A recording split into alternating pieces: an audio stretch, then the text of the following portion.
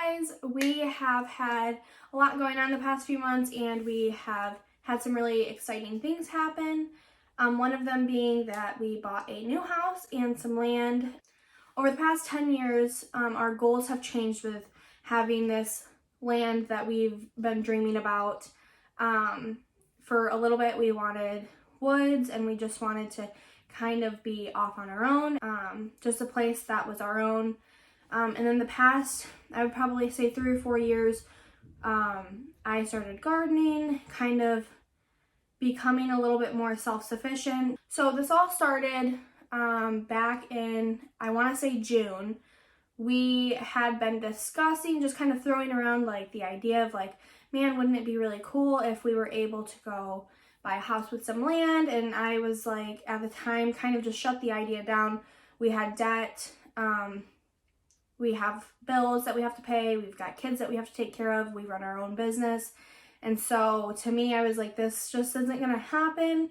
And I'm not going to even entertain the idea because it's just not in our cards right now. And for a while, I've been just kind of saying, no, that's not going to happen for us. So I don't really want to talk about it. Well, then I was in a church service. And if you know Justin, you know that he's not a believer. So he wasn't there with me, but during service, they were talking about how God is not going to be able to bless you if you're stuck in your comfort zone, and if you're stubborn and you're not willing to be blessed. And so to me, that was like a big wake-up call, and I was like, whoa, you're right. You know, I never know what's going to happen until I at least open up the possibility of that.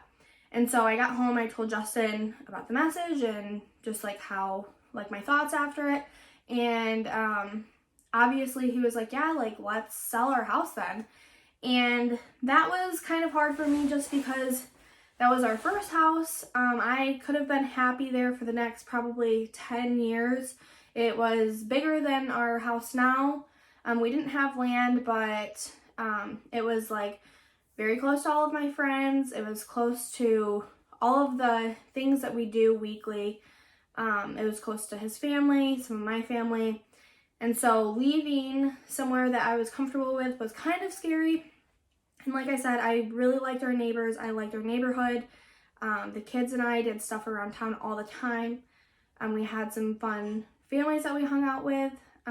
So it was kind of nerve-wracking for me to sell the place that I loved, but also the prospect of being able to afford something with land and something that would give us the opportunity to live this lifestyle that we want to live was really exciting for me. So we reached out to our good friend Zach Folsom, and he was our realtor with our first house. And like I said, he's a good friend and we trust him. He's very knowledgeable about the market. But anyway, and we reached out to him and we said, you know, what are the chances that we can go buy a house? Because like I said, we're self-employed, and the past couple of years, like getting approved for any type of loan is really hard because you have to prove everything. You have to prove that you can afford this.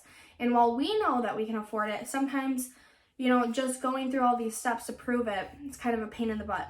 And so we reached out to him and he was like, you know, your next step is to get in contact with a loan officer. And luckily his brother is also, Cale Folsom, I think he's a lending officer, something like that.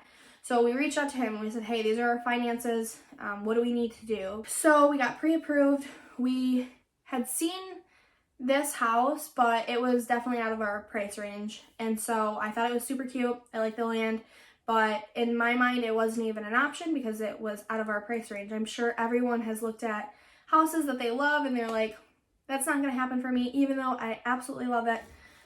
So that's kind of what happened to us. I had seen this house, friends had sent it to me, and I was like, that's really cute and I like it, but like, it's just not going to happen. We sold our house and we had listed it on the market for, I think about a month, had people come through the showings, and we just kept getting feedback that it was really cute, but like the floors needed to be replaced, or there was no central air, all of these things. And so we decided to pull it from the market. We redid the floors. Someone walked in, I think it was like 3 days after we had listed the second time around, walked in, made us an offer, I think a couple hours later. And things kind of started moving pretty quickly from there. We got our offer in, we accepted. Then the next day, actually, we went and looked at houses. And I'm telling you, when I say this was like such a God thing, this house had decreased in price. And so this was the first house that we looked at, and I walked in, and I'm telling you, I mean, I could tell the family homeschooled, they home birthed, they had like just the same, I don't even know how to put it. It was like just walking into an environment where you're like, oh, this is our house. Like, I just felt that it was our house. And Justin and our realtor were like, you can't just like the house because you think that you'll like the people. And I was like, okay, but I really do love the house. And they had everything set up for like a hobby farm, basically, exactly what we're wanting to do. And it was like, I didn't even have to have a vision because it was already done. So for me, that was a huge plus. Justin, on the other hand, we looked at 2 other houses. One had 16 acres. So he was like, this one's got more land. It is, it's a blank canvas for us. They didn't have anything set up. They had some horse stalls, I think. Other than that, he was like, we can do whatever we want. And I was like, yeah, that's nice, but it also costs a lot of money. And so eventually, after talking it over, looking at the other 2 houses, we decided that this was the house that we wanted. So we put in an offer. I think we went back and forth a little bit, but we ended up getting our offer accepted. Thank God. So now we're here. We absolutely adore the house. We love the land. It's a little under 10 acres that we have. And the main point of me making this video is to say that we are changing the course of our channel. I think when we started, my vision was to have like a homeschooling channel just to encourage other people that they also can homeschool. It's not as hard as maybe you think it is. And I think that's a huge part of our lives. I think that will always come into play. I'm not going to say that's who we are, but it is a main part of our life, and I like to advocate for it because growing up, I think I knew like one family that homeschooled. It was not something that was talked about. Nowadays, because of COVID, it's definitely more prevalent, but anyway, I think on this channel, we're wanting to switch directions and kind of just share our journey in starting a small farm. I have I'm telling you, so many ideas of things that I want to do just because we have the opportunity. I think I mentioned that over the past few years, Justin and I have been kind of wanting just like, I don't know, I don't want to say we're not going off grid or anything, but I do think that we're getting to the point in life where we're wanting to spend more time with our family. We don't want to be working just to buy things. And the older that I get, the more that I'm realizing that you don't have to follow what everyone else does. We homeschool, we've home birthed. Now our plan is to homestead or have a small farm, whatever you want to call it. I have got a million ideas that I want to do, but my issue is I have absolutely zero experience. And when I'm telling you zero experience, like, I don't know anyone that's homestead or has a farm. I didn't grow up doing this. Justin doesn't know anyone that does this. I think he's got a couple of family members maybe that have horses, I think. But other than that, like, we're starting from ground zero. Like, we're learning, and I thought it would be really cool to share our experiences. And, if you know me in real life, I'm pretty blunt and I like to keep it as honest as I can. I think on this channel we'll be doing videos about, I plan on learning how to can more. So I've got a lot of future projects that I'm planning on doing, and I thought it would be really cool to share those experiences with you. I know that sometimes people are scared to ask the dumb questions. I'm not scared. I can't tell you how many times I've Googled, can chickens eat this? Can chickens eat this? I'm telling you, I know nothing about this life, so I've been Googling things, and I would love to share my experience with you. When we bought the house, we actually got 10 chickens, and so that's been a learning curve for me. And then I was going to, okay, kind of going off path, but I was going to incubate some of the eggs because I thought, oh, that would be a great experiment for the kids and for me too. I think that stuff is fun, and I learn with the kids as well. So we went to go buy an egg incubator,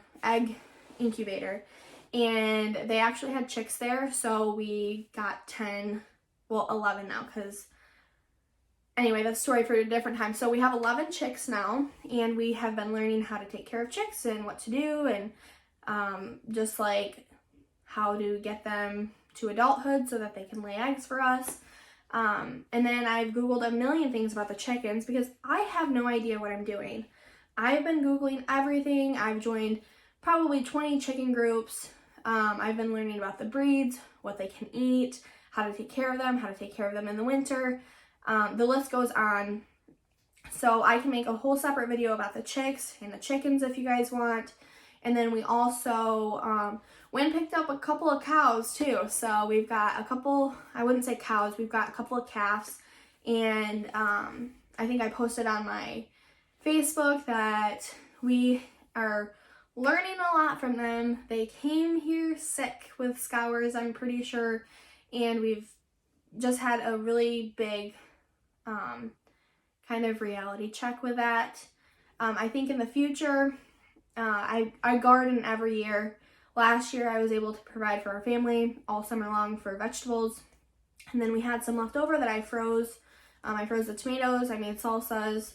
I am doing that again this year, and then I plan on extending our garden and learning how to can. That way we're covered through the winter as well. And then, like I said, I've got a million ideas, so I think at some point we will consider pigs or hogs, and I think eventually we'll have a milk cow, hopefully, as long as everything goes as planned.